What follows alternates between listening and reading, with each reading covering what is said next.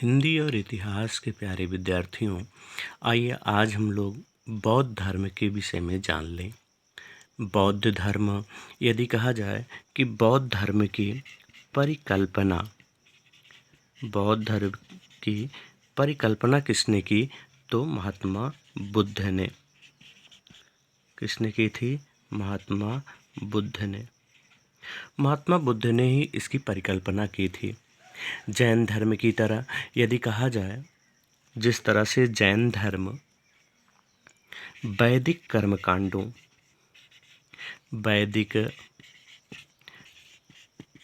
कर्मकांडों की प्रतिक्रिया स्वरूप हुआ था, उसी तरह से ही बौद्ध धर्म भी वैदिक कर्मकांडों की प्रतिक्रिया स्वरूप हुआ। यदि कहा जाए कि बौद्ध धर्म किस पे बल देता था और किसका खंडन करता था, तो बौद्ध धर्म कर्मवाद पर बल देता था। कर्मवाद पर बल देता था और भौतिकवाद, यदि कहा जाए भौतिकवाद का वह खंडन करता था। कर्मवाद का समर्थन करता था, यानी उस पर बल देता था, और भौतिकवाद का खंडन करता था। और किस धर्म के प्रतिक्रिया स्वरूप यह बौद्ध धर्म का प्रतिपादन किया गया, तो वह धर्म था ब्राह्मण धर्म। वह धर्म था आपका ब्राह्मण धर्म।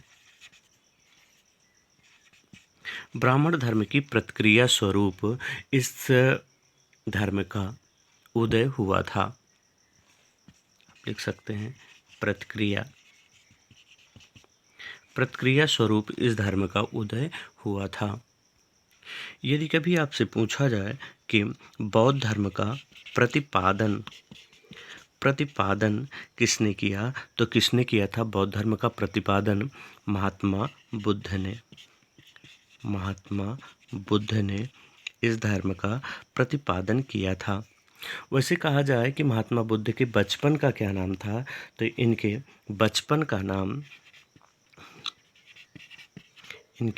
बचपन का नाम सिद्धार्थ था। इनके बचपन का नाम सिद्धार्थ था। और इनका यदि कहा जाए कि इनका जन्म कब हुआ था, तो इनका जन्म 563 ईसा पूर्व में इनका जन्म हुआ था। 563 ईसा पूर्व में।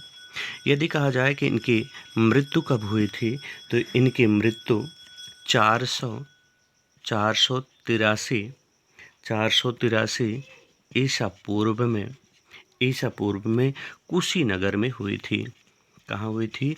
तो कुशीनगर में इनकी मृत्यु हुई थी। और इनका जन्म कहाँ हुआ था? तो इनका जन्म आप यहीं पे लिख लें कि इनका जन्म कब हुआ था। इनका जन्म 563 ईस्वी में लुम्बिनी में इनका जन्म हुआ था। वैसे कहा जाए कि इनके पिता कौन थे, तो इनके पिता का नाम शुद्धोधन था। और माता का नाम यदि कहा जाए, तो माता का नाम माया देवी था।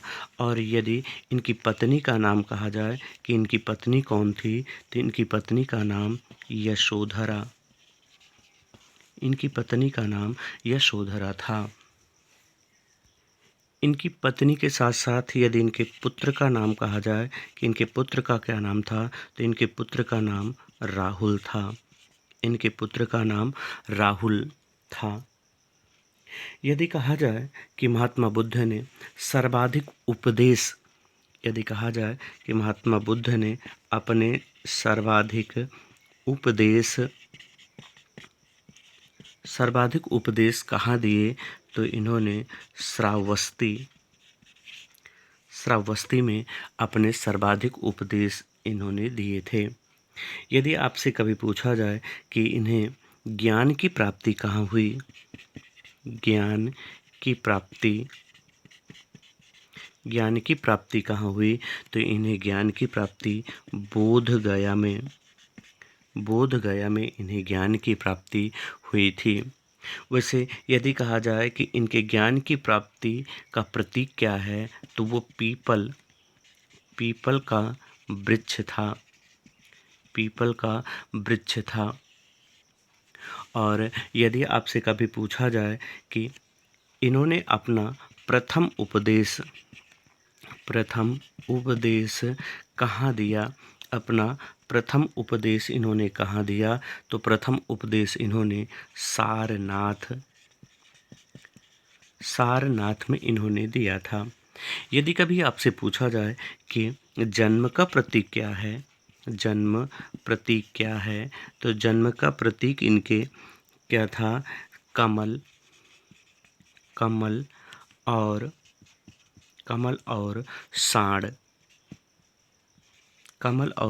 साँड़ था।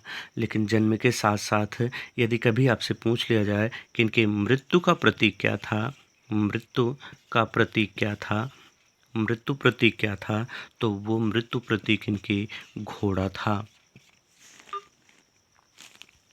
आइए आगे अब बौद्ध धर्म की शिक्षाओं के बारे में पढ़ लिया जाए कि बौद्ध धर्म की क्या शिक्षाएं थी या महात्मा बुद्ध ने कौन से शिक्षाएं दी थी। तो कहा जाए कि महात्मा बुद्ध ने अपने अनुयायियों को बौद्धिक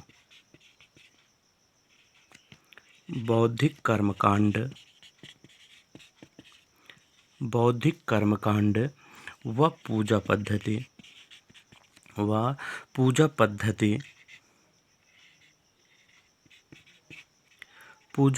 के विपरीत दुख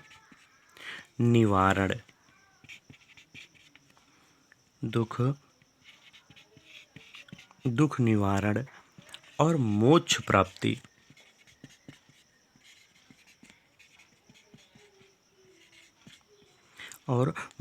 प्राप्ति के लिए शिक्षाएं दी। मोक्ष प्राप्ति के लिए शिक्षाएं उन्होंने दी। उन्होंने अष्टांगिक मार्ग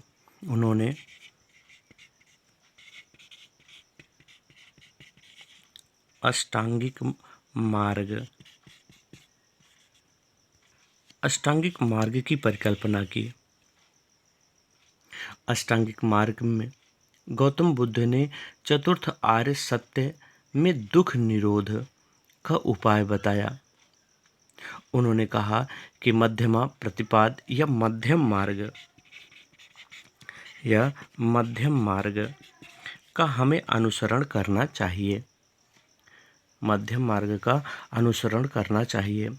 उन्होंने 8 सोपान बताए। 8 सोपान उन्होंने बताया। उन्होंने कहा कि सम्यक दृष्टि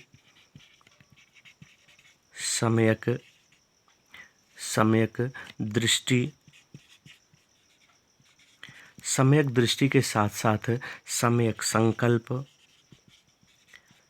संकल्प के साथ सम्यक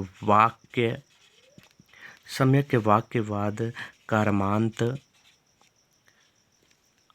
आजीव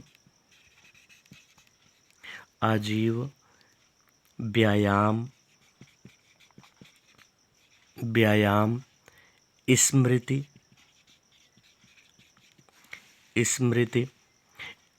के साथ साथ उन्होंने समाधि। अष्टांगिक मार्गों की परिकल्पना की। उन्होंने कहा कि जो ये 8 सोपान हैं, यदि 8 सोपानों का हम अपने जीवन में पूर्णतः लागू करते हैं तो मोक्ष की प्राप्ति होने वाली है। बौद्ध धर्म के अनुसार परम लक्ष्य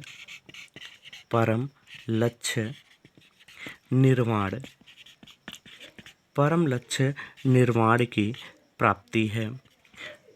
यानी मानव जीवन का परम लक्ष्य निर्वाण प्राप्ति है। निर्वाण इस जीवन में प्राप्त हो सकता है, किंतु परिनिर्वाण महापरिनिर्वाण की प्राप्ति मृत्यु के पश्चात ही हो सकती है। मृत्यु के पश्चात ही हो सकती है और जन्म मरण के चक्कर से मुक्ति मिल सकती है। इसीलिए बौद्ध धर्म में त्रिरत्न की परिकल्पना की गई। त्रिरत्न की परिकल्पना की गई। त्रिरत्न में बुद्ध के बाद संघ और संघ के बाद धम्म की परिकल्पना की गई थी। यानी बौद्ध धर्म में प्रवेश के लिए आपको कहना होता था कि बुद्धम शरणम गच्छामि, संघम शरणम गच्छामि और धम्मम शरणम गच्छामि। महात्मा बुद्ध ने अपने धर्म में अपने भिक्षुओं को या कह लीजिए कि अपने अनुयायियों को मोक्ष प्राप्ति के लिए 10 शील का भी प्रतिपादन किया था। यदि 10 शील का प्रतिपादन कर लिया जाए तो जीवन में मुक्ति संभव थी। जैसे अहिंसा,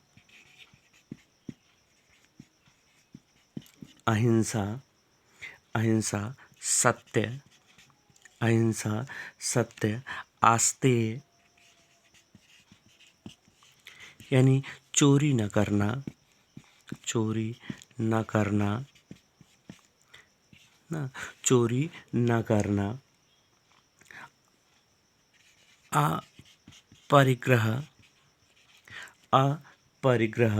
अपरिग्रह का मतलब है कि धन का संचय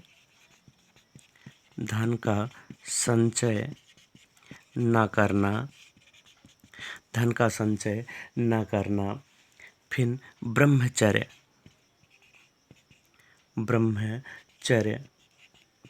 ब्रह्मचर्य यानी भोग विलास से दूर रहना। असमय भोजन न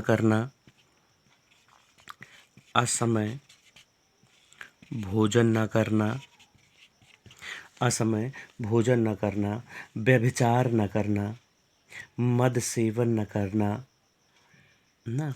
यानी क्या?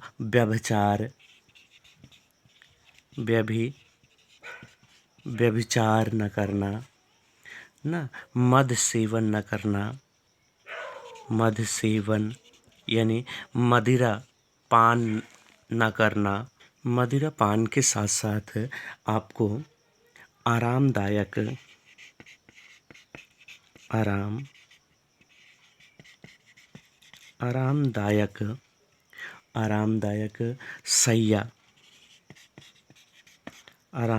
शैया का त्याग करना। यानी मुलायम वस्त्रों पे आपको नहीं सोना चाहिए। और सबसे अधिक आपको आभूषणों का परित्याग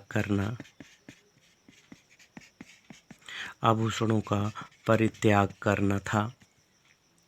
इनके साथ साथ इनकी शिक्षाएं यदि कहा जाए तो सुत्त पिटक पर आधारित शिक्षाएं होती थी। जैसे यदि इनकी कहानियाँ कही जाए, यदि इनके बारे में कहा जाए तो सुत्त पिटक की कहानियों पर आधारित होती थी। यानी जैसे कहा जाए कि महात्मा बुद्ध के अनुसार विश्व नाश्वर है। विश्व नाश्वर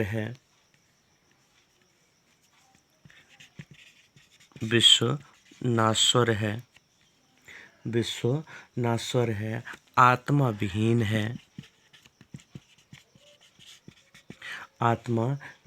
है ना। क्योंकि यहाँ कुछ भी शाश्वत नहीं है। कुछ भी शाश्वत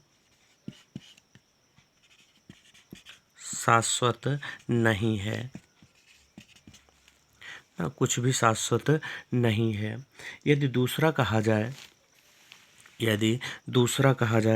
तो दूसरा, संसार दुखमय है।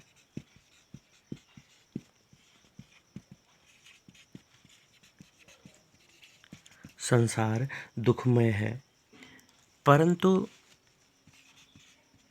परंतु मध्यम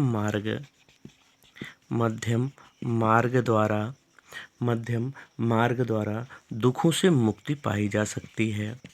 दुखों से मुक्ति प्राप्त प्राप्त होती है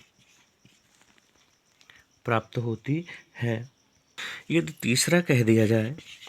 तीसरा यदि कहा जाए कि जन्म मरण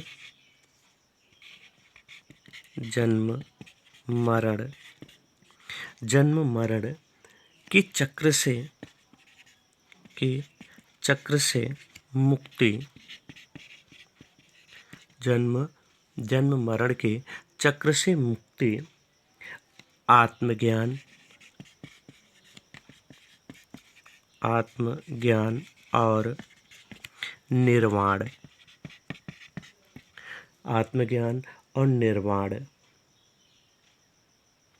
के लिए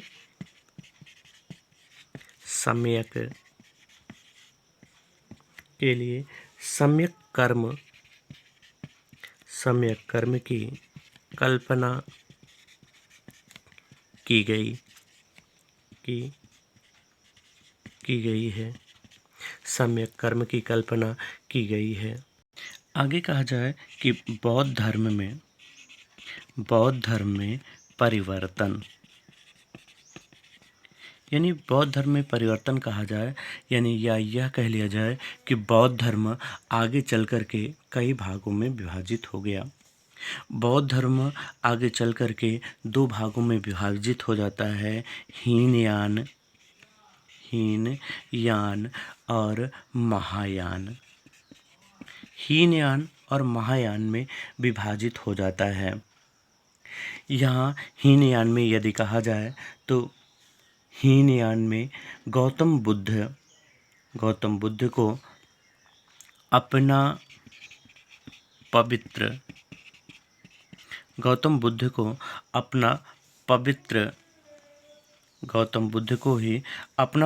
मानकर अपना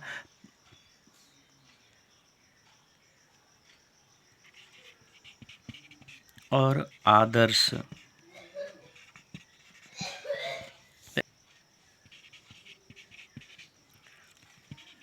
पुरुष मानते हैं। लेकिन यदि महायान में कहा जाए तो वो बुद्ध को देवता मानकर पूजा करते हैं।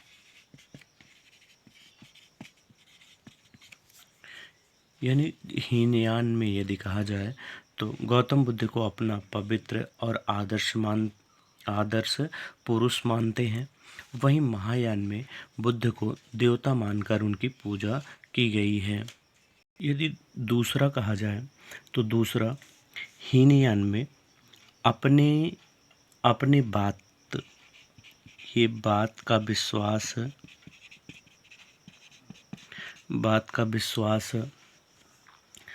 तर्क की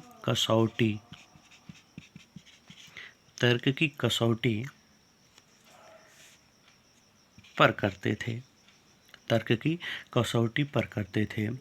लेकिन ये इस मत में लोग विश्वास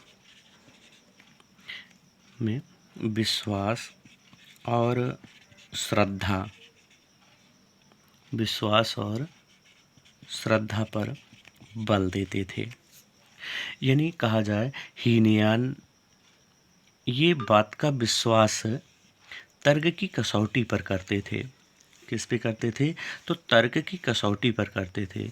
लेकिन महायान में विश्वास और श्रद्धा पर ये बल देते थे। यदि तीसरा कहा जाए तो हीनयान में पाली पाली भाषा का प्रयोग किया गया है, जबकि महायान में पाली के साथ साथ कहा जाए तो संस्कृत भाषा का भी प्रयोग किया गया है। संस्कृत भाषा का प्रयोग किया गया है क्योंकि समाज के साथ वो परिवर्तन करना चाहते थे। यदि चौथा इनके यहाँ कहा जाए हीनयान में, तो ये अपने जीवन का लक्ष्य प्राप्त करने के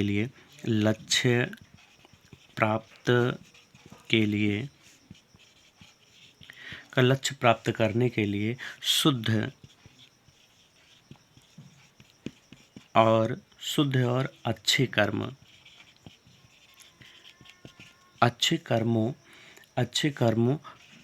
पर बल देते थे। जबकि महायान में धार्मिक नियमों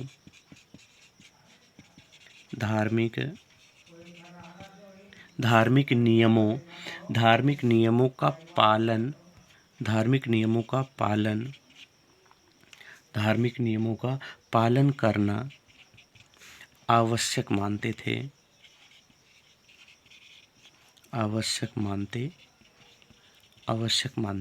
थे। आइए बौद्ध धर्म के पतन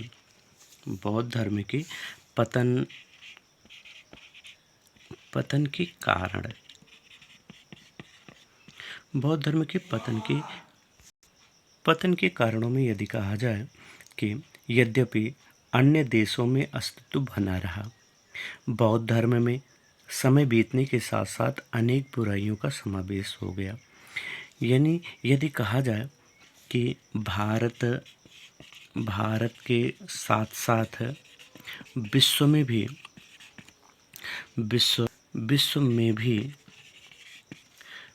भी स्थान था, लेकिन समय के साथ साथ इसमें बुराइयों का समावेश हुआ और पतन की ओर अग्रसर हुआ।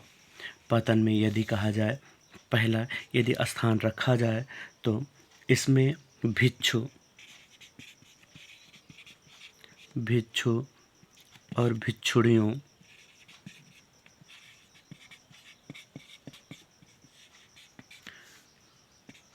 में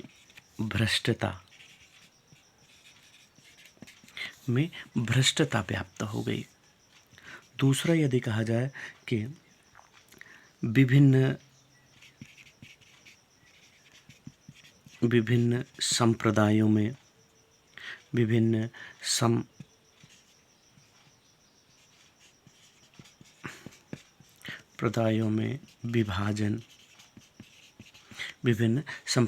विभाजन। दूसरा यदि कहा जाए कि मूर्ति पूजा,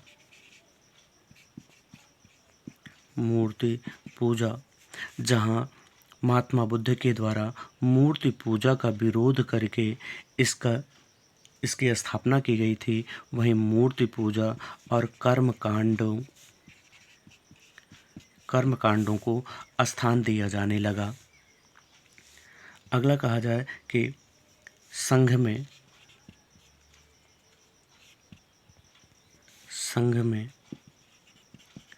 नारी का प्रवेश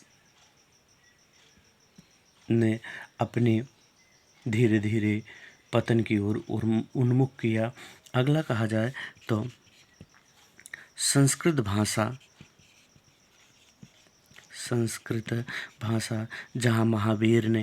जहाँ गौतम बुद्ध ने पाली भाषा का प्रयोग किया था, वहाँ बाद में महायान के आचार्यों ने संस्कृत भाषा को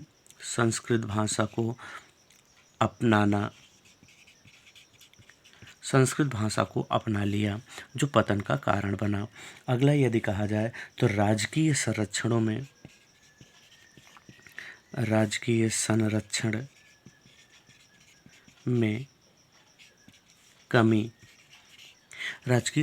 में कमी हो गई। अगला यदि कहा जाए तो गृहस्थ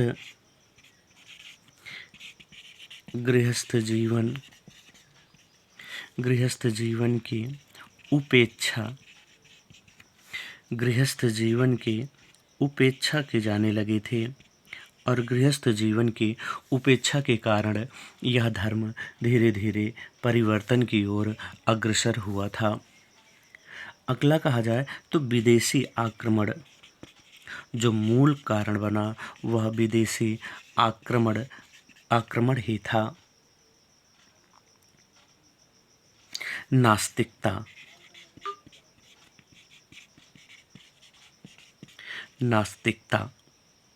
यानी बुद्ध किसी देवता या ईश्वर के अस्तित्व में विश्वास नहीं करते थे।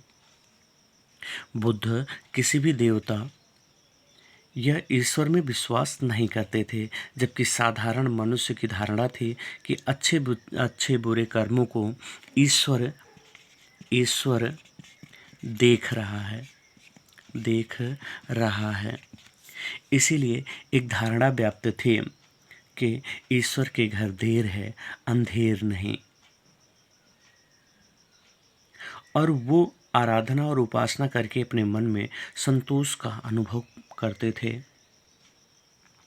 आइए आगे देखा जाए कि किस तरह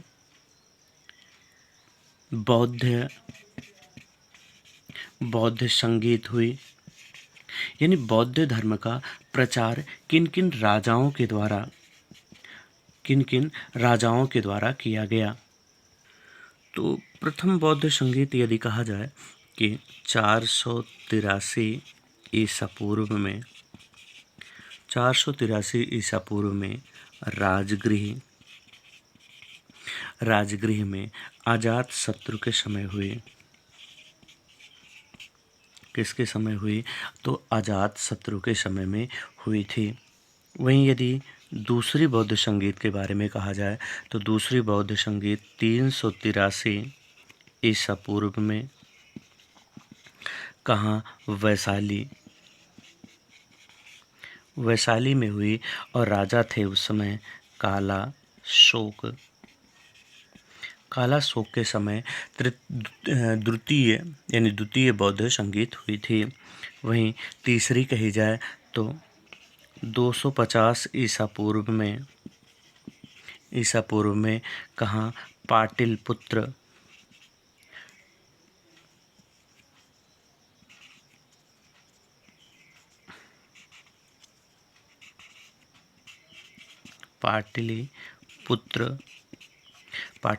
में।